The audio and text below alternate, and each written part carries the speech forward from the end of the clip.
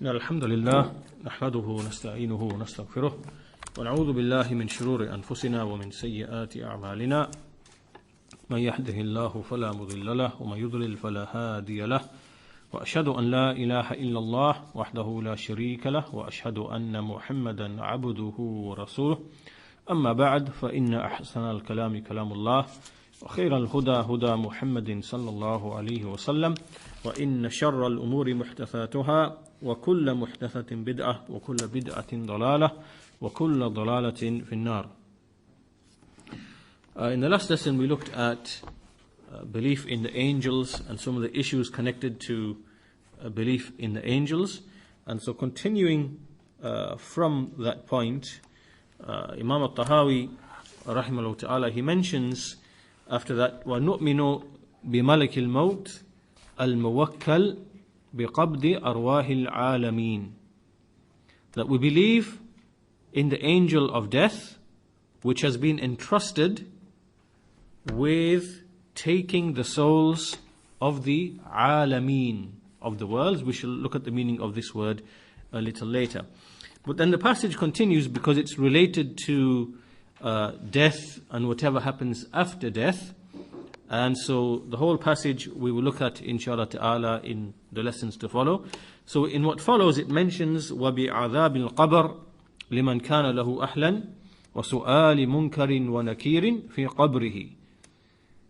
And likewise we believe in the punishment of the grave for the one who is deserving of that, and the questioning of Munkar and Nakir in his grave about his Lord, an Rabbihi wa Dinihi wa Nabiyyihi, about his Lord, his Deen and his Prophet.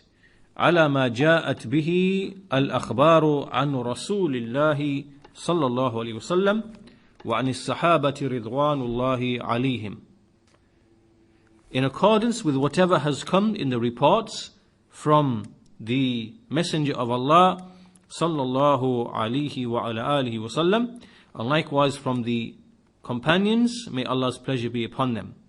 وَالْقَبْرُ رَوْضَةٌ مِّن رِيَاضِ الْجَنَّةِ أَوْ حُفْرَةٌ مِّن حُفَرِ النِّيرَانِ. And so the grave is either a garden from the gardens of paradise, or it is a pit, like a hole, a pit from the pits of hellfire. So we'll start first of all with the commentary of Sheikh Zayd al-Madkhali rahimahullah ta'ala. And so he says that these brief sentences here, they comprise the belief of the believers, which is the aqidah of Ahlul Sunnati wal Jama'ah, and from that is to believe in the angel of death. The angel of death is an angel from the noble angels that Allah has commanded them, Allah Tabarak wa Ta'ala, He has commanded them with this particular action, which is to take the souls of al-alameen, al-alamoon.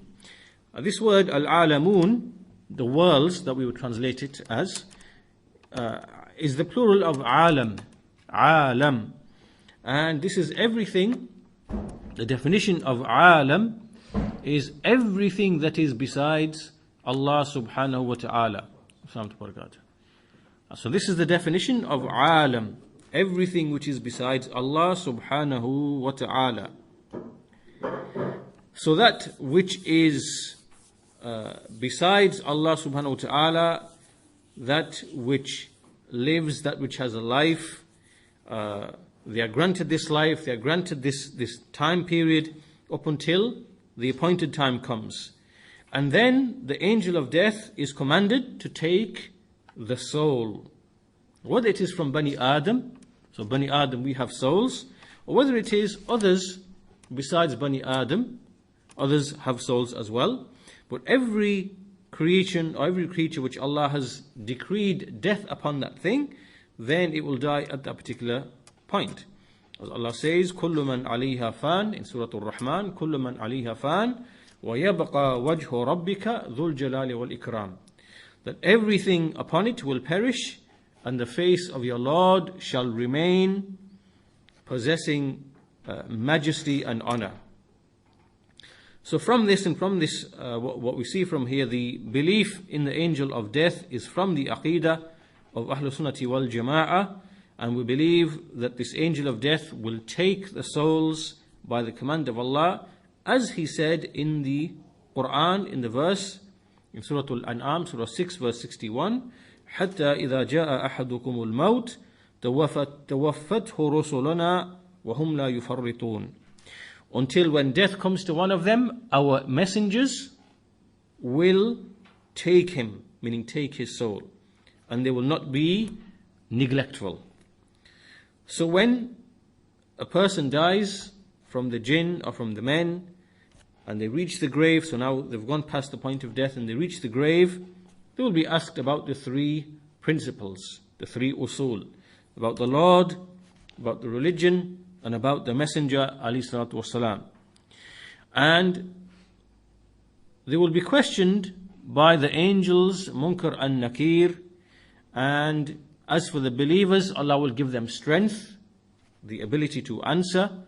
Allah will inspire them and give them the strength to answer with the correct answer. Those who were upon genuine, sincere, pure Iman in the life of this world, He will inspire them and make them strong and firm and make them answer with the correct answer.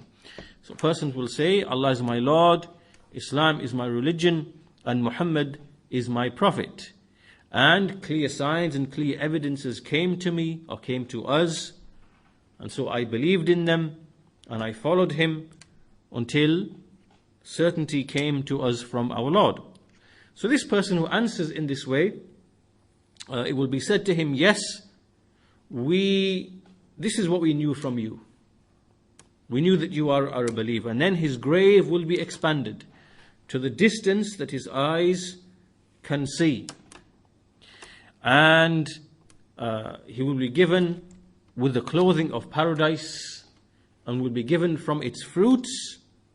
And then he will say, when he sees all this and he receives all this, he will say, "O my Lord, establish the hour," meaning he wants it to be established right now, because he wants to be returned to his family and to his belongings.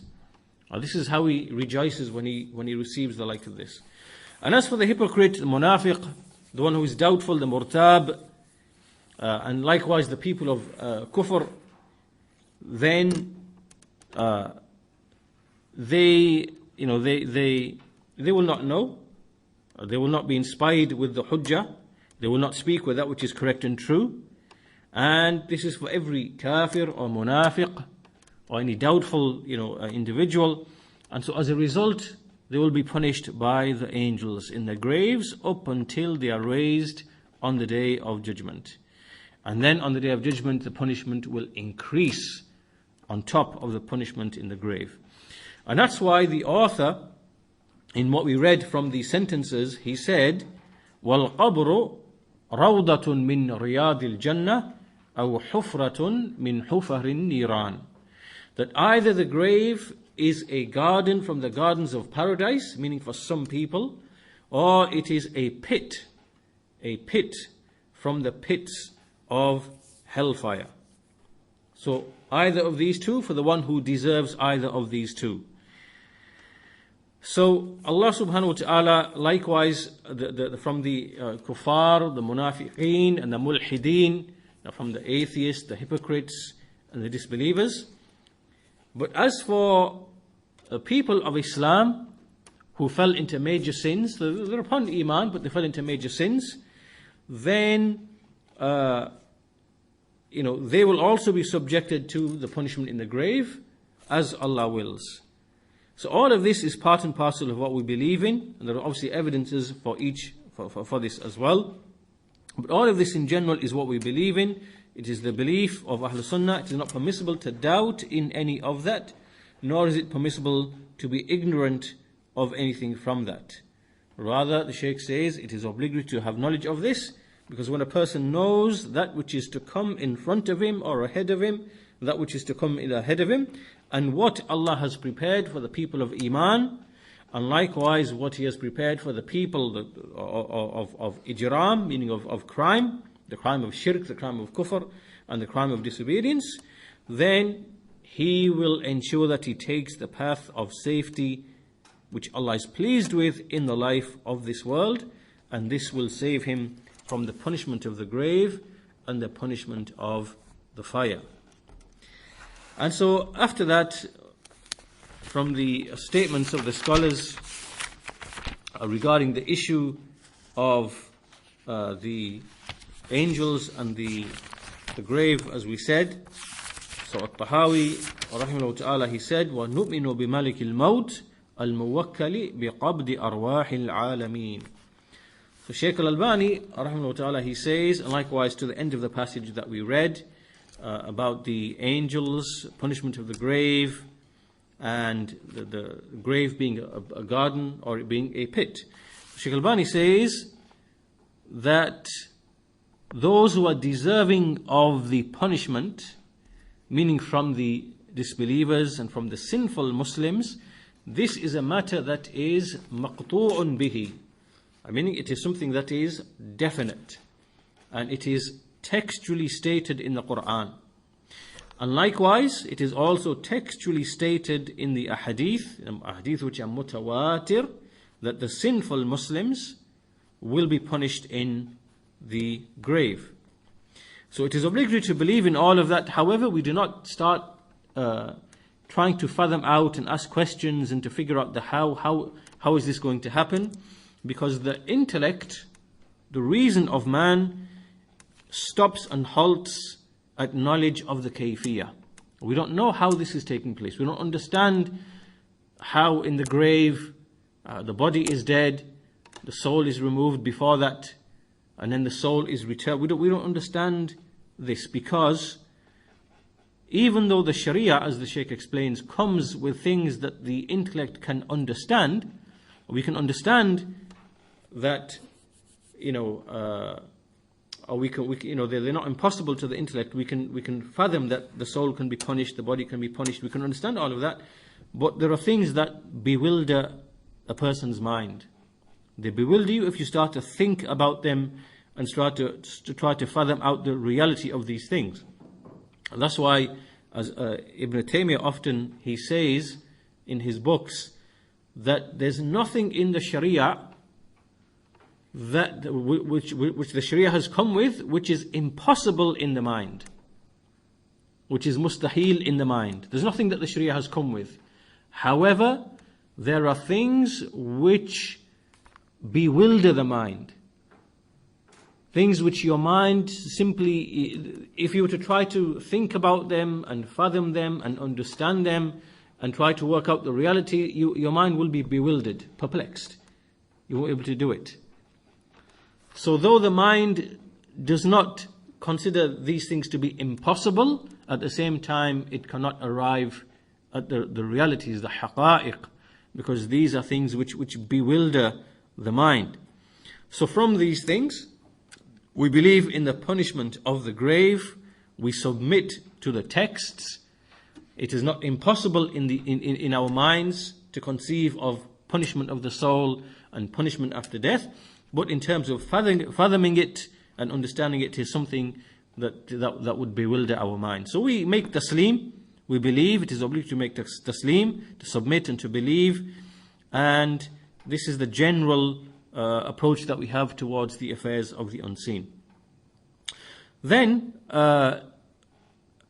Shaykh Salih al-Fawzan, he says that Shaykh al-Islam Ibn Taymiyyah says in his Aqidatul Wasitiyah, Al-Aqidatul Wasitiyah, that when we speak of belief in the last day, when we speak of the pillar of Islam, of Iman, which is Al-Iman bi Yawm al-Akhir, this includes everything which happens after death.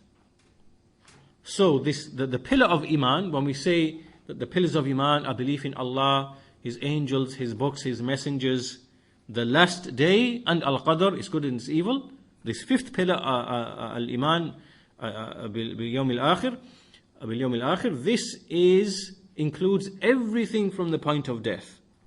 So for example, the punishment of the grave, the questioning in the grave before that, the bliss of the grave, the resurrection, the people, the al-ba'ath, and then al-hashar, the people being gathered together, and then the presentation of the deeds, and then the reckoning for the deeds, and then the weighing of the deeds after that, and then the scrolls being given to each person, and likewise what comes after that, the bridge, before that there came the hawd, and likewise the paradise, hellfire.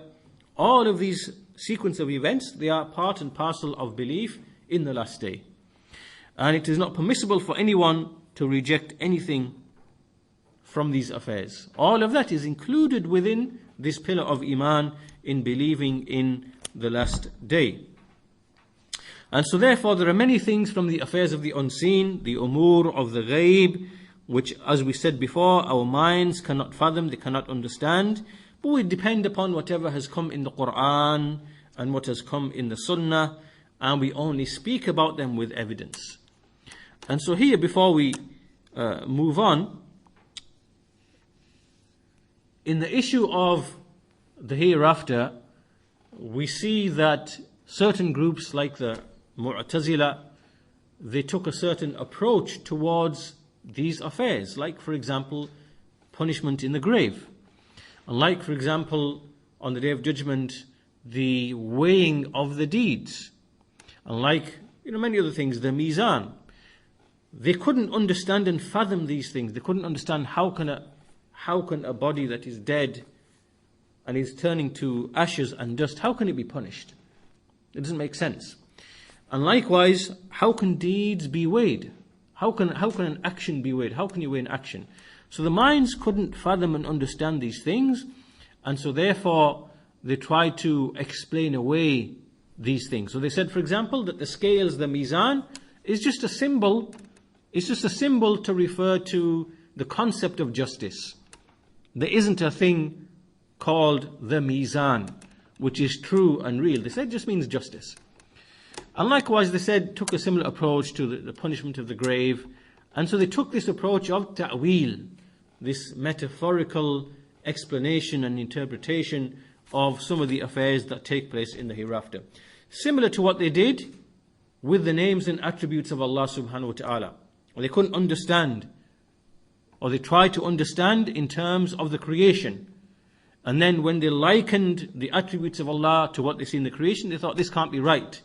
Then they began to deny what Allah described Himself with, of al-istiwa, ascending above His throne, and of some of His attributes, like mercy, and like His face, and so on and so forth.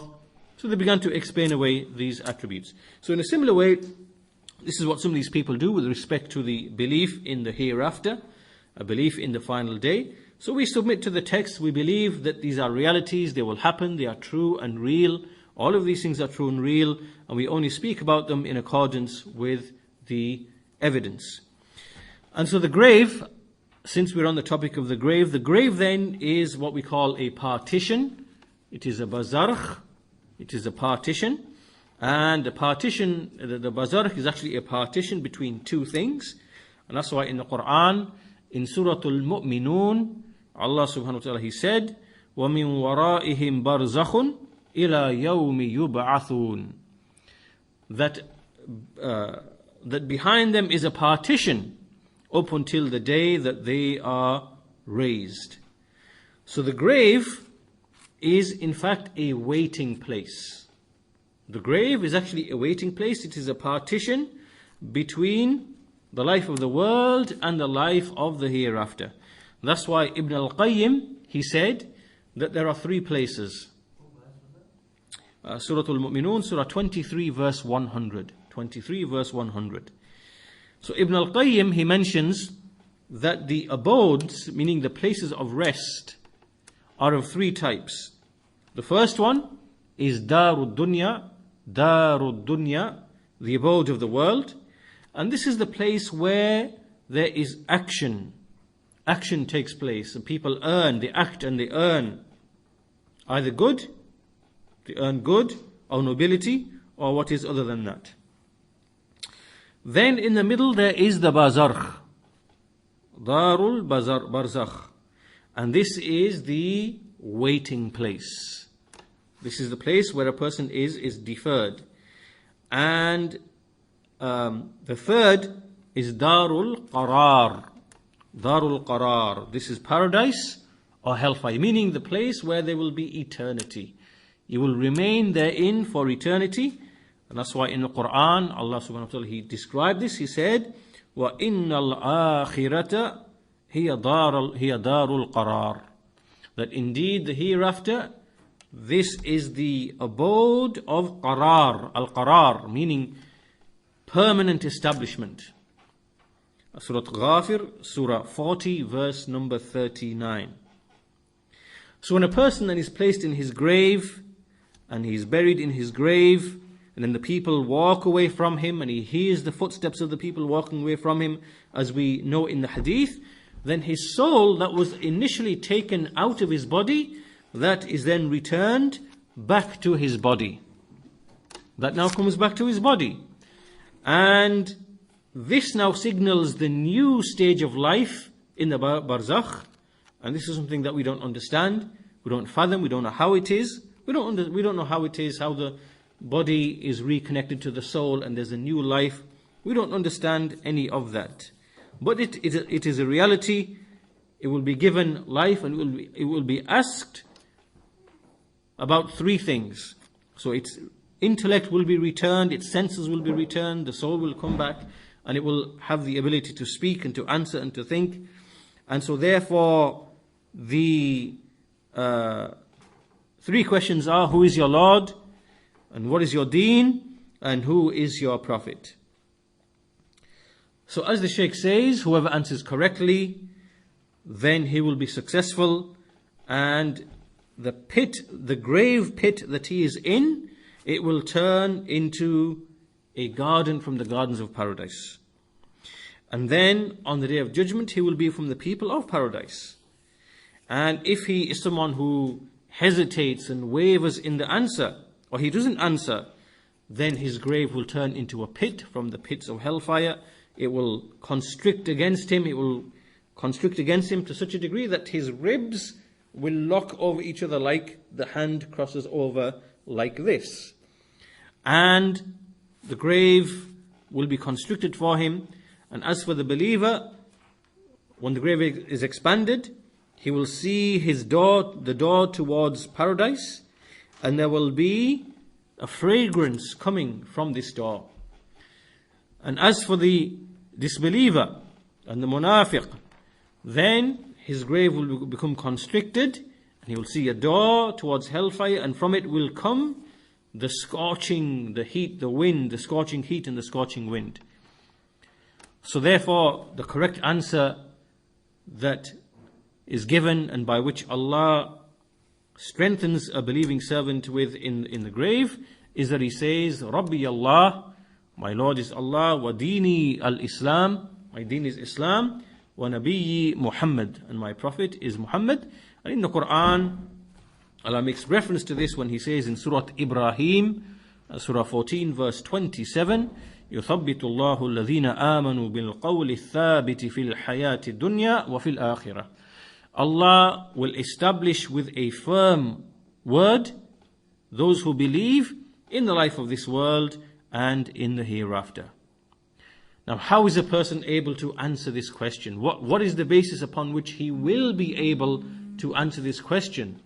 It is purely on the basis of al-iman. It is just purely iman. A person could be like we say, a balid, someone who is just a more simple-minded Bedouin in the desert, or a simple-minded person in the village. And his iman that he had in the life of this world, his faith, his iman, is something that will allow him and cause him, by Allah's tawfiq, to answer the questions in the right way, because his faith was genuine and sincere, and he acted in accordance with that faith. But he is a simple-minded person from the village, from the desert. So the iman is what gave him the firm word.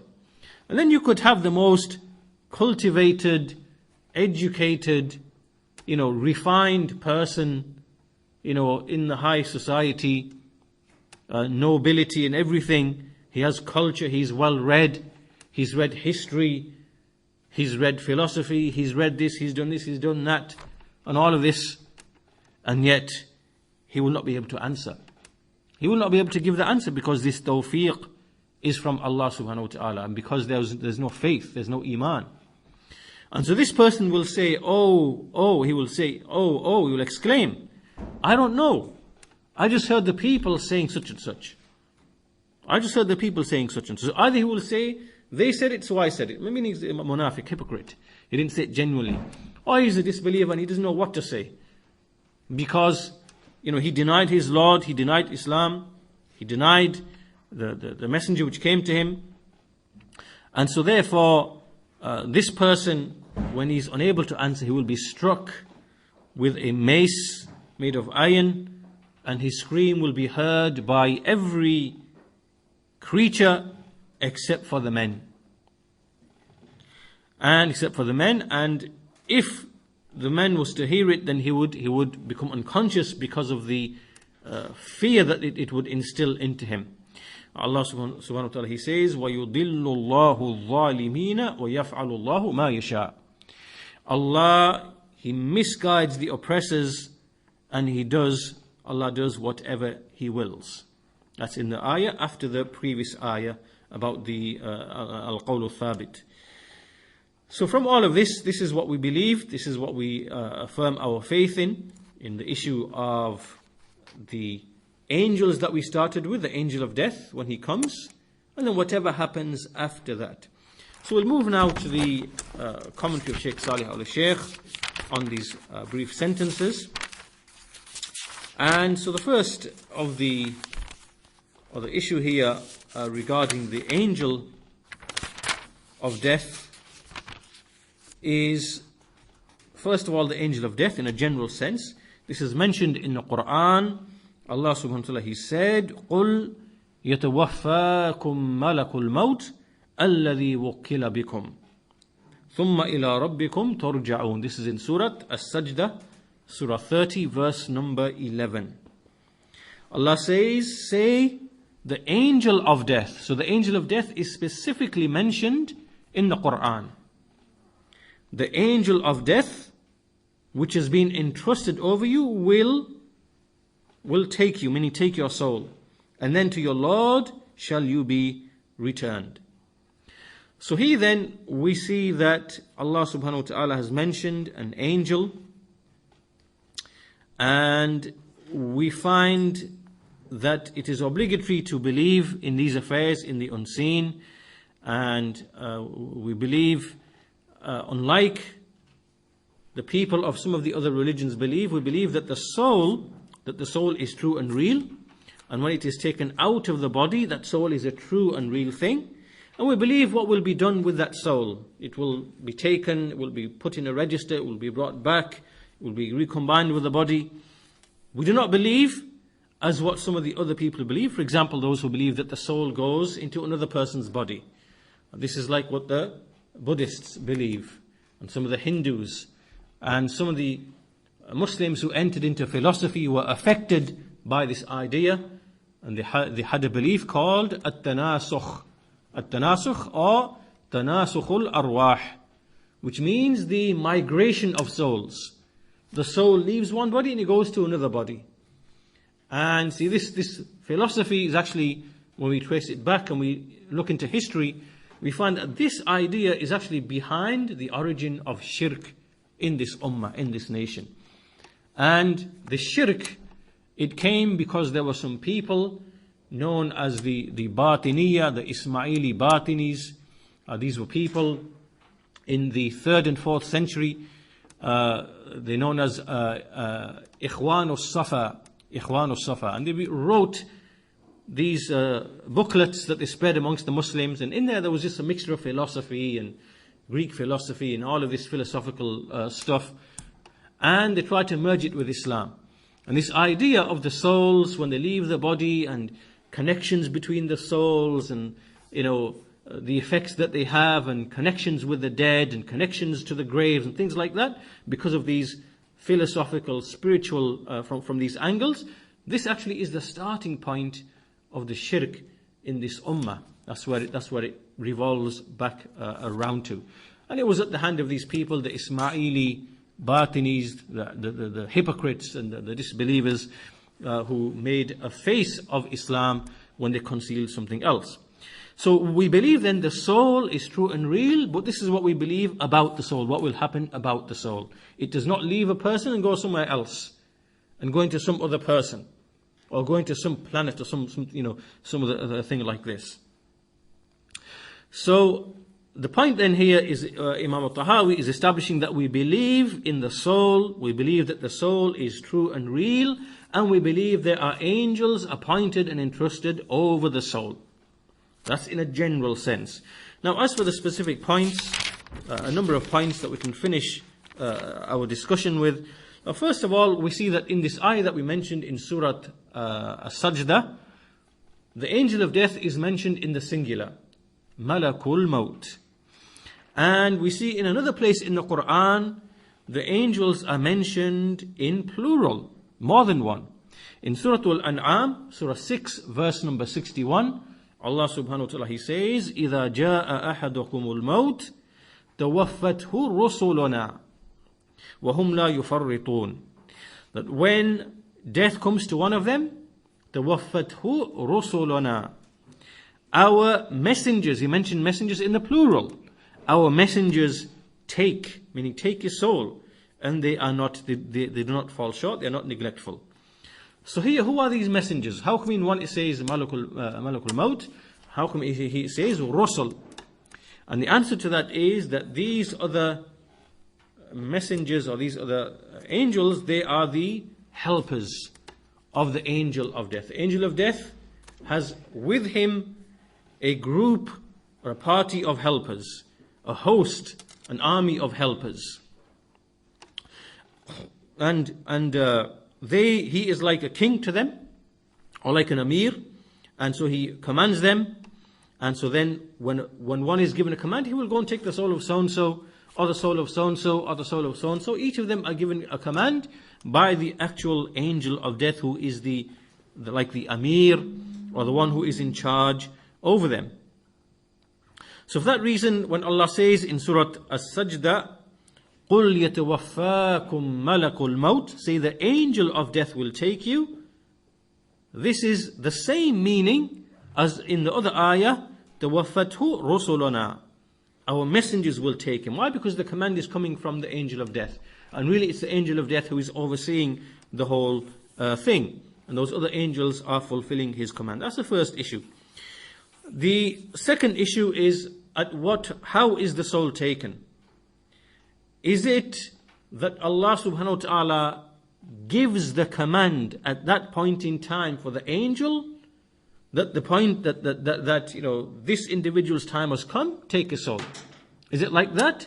Or is it that the angel has with him the scroll in which it is written the point of death, and then the angel, when that comes, he will just take the soul at that point? Well, the answer to this question, that which we believe in, comes by the fact that the angel is muwakkal, it is appointed. And because it is appointed, it means that it is told what to do. The command comes back from Allah subhanahu wa ta'ala. He will give the command, the angel is just muwakkal, meaning just entrusted. So what we believe is that Allah issues the command. Allah orders the angel and issues the command. And when that command is issued, the angel will simply do whatever he does. He will order the other angels to take the soul of so-and-so or the soul of so-and-so. That's the second issue. And the third issue is that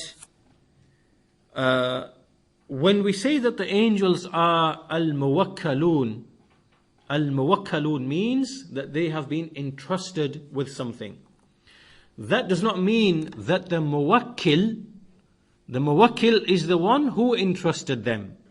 The angels are the one who have been entrusted with a task. And al-muwakkil is the one who did the entrusting. This is Allah subhanahu wa ta'ala. It does not mean that Allah is absent. It does not mean that Allah cannot see what is taking place. Unlike what we see in the creation. I will entrust one of you to go and do such and such in another place, in another room, in another building, in another town. I don't know what you're doing. I don't know what you're doing. But with Allah subhanahu wa ta'ala, He is in charge of His dominion, and He knows and oversees every single thing. He created all of the angels, all of His servants. There's no deficiency in any of His attributes. He sees and hears all things and knows all things. And for that reason, when we worship Him, we are worshipping Him on the basis that we know and understand that this is how He governs His creation. This is how Allah governs His creation. There are angels He has appointed that write the deeds. There are angels He has appointed that will take the souls. There are angels He has appointed that are in charge of the rain, for example, or the mountains, for example, and so on and so forth to every other thing. That this is how Allah governs His creation. So we understand that there are asbab, there are ways and means and causes and effects, and that things take place in this manner.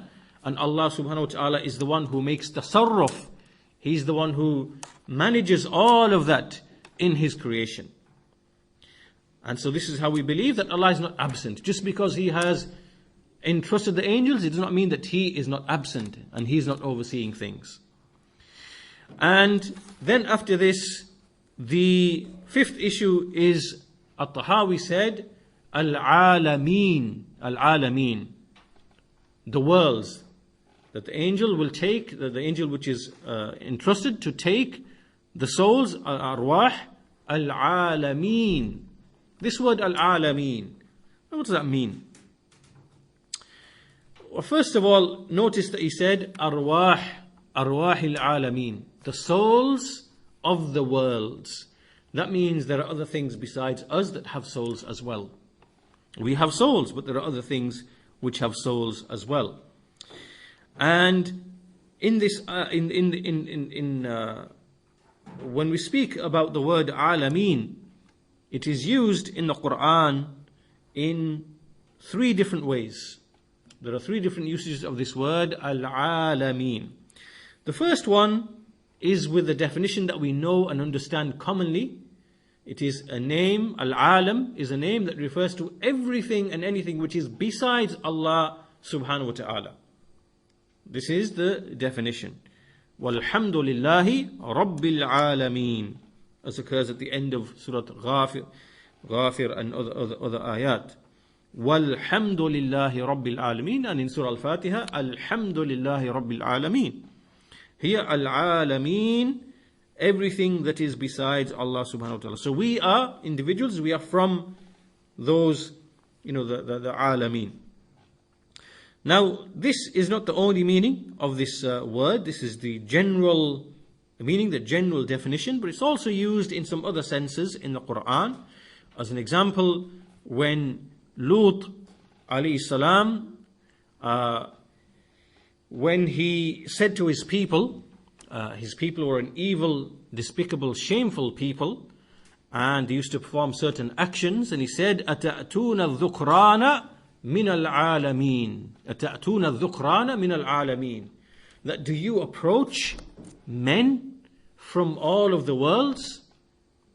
So use the word Al-Alameen in this ayah. But clearly, in this ayah, Al-Alameen, it cannot be referring to the angels because angels are not females. Right? So angels are only males. So it wouldn't make sense in this ayah to say, do you approach men from all of the worlds, and for it to be in reference to the angels. Likewise, it does not refer to the jinn, because the jinn are not included in this ayah. He's speaking about his people. He's speaking to his people. And so therefore, the meaning here of Al-Alameen in this ayah is something that's more specific. He means that he means his people. So his people here are referred to as Al-Alameen. Right? So he's saying to them that of all of the people, meaning of here that which are present with the people of Lut, that we see and that we interact with, that are present here with us, from them, from all of this alameen, are you approaching just the men? Right, so this is now another meaning of al-alameen. It is something that's specific. So for example, we could say that all of the people in this town, they are an alam. All the people in this town are an alam. All the people in this country are an alam, are a world. So this is the general meaning of the ayah here, as the Shaykh explains, that in this ayah Lut is talking about the people whom they come to and whom they see. And the third meaning of this word al-alameen is it can refer to the people of a specific age and a specific era. The people of a specific time. So for example, now there is an alam. There is an alam, meaning a people, a world, right now. But 1,000 years ago, that alam was a different alam. That was a different alam. Another world. A different set of people. Right? So this is another meaning, and the proof for this in the Quran is when Allah subhanahu wa ta'ala, He says about Bani Israel. Bani Israel. He says, وَلَقَدْ اخْتَرْنَاهُمْ عَلَىٰ عِلْمٍ عَلَى الْعَالَمِينَ. That we chose them, meaning the Bani Israel, upon knowledge, with knowledge, giving them preference over all of the worlds, over the worlds. Which means that Bani Israel, they were favored, and what the word alameen means here is the people of the earth in their time. So of all of the people of the earth were the alameen, all the people of the earth in that time, in the time of Bani Israel, Allah subhanahu wa ta'ala, He chose them over all of the people of the earth, from the jinn and from the men and from all the various types of men. And so, because why? In that time they were the most upright and they were the most aslah, the most rectified of people in that time. So He preferred them over all of the alameen, of the world. Now, obviously, that is specific because we know that the ummah of Muhammad sallallahu alaihi wasallam, that they are the most virtuous, they are the most excellent. So the alameen, referring in that verse, cannot refer to everything which is besides Allah subhanahu wa ta'ala. It's something specific. So it's general, but it's specific. And that's why the word used here, that it is al-am al-makhsus. Al-am al-makhsus. So alameen is a general word, right? Anything which is besides Allah. But here, when it's used in these ayat, it is makhsus. It is specified, for example, only to a specific period of time, like in the case of Bani Israel, or to a specific place, like in the case of Lut alayhi salam, referring to his people. So this is what we call al-am al-makhsus. The word is general, but it can be applied in a specific way to limit its application. And so the point being then, from all of this discussion, is that the word alameen, it is used in the Quran in 3 different ways. The first is the normal definition, everything which is besides Allah, and it can also have some specific applications as well. And here in our discussion, in the context of our discussion, and the context of what At-Tahawi said about the angel of death, al-muwakkal biqabdi arwahil alameen, it refers to all of those creatures from the creation who possess a soul. And that is not only mankind, there are other creatures that possess souls as well. So that concludes our discussion of this passage. Inshallah, I will continue with we'll stick with the same passage because there are some other issues to discuss about the punishment of the grave and, what takes place therein.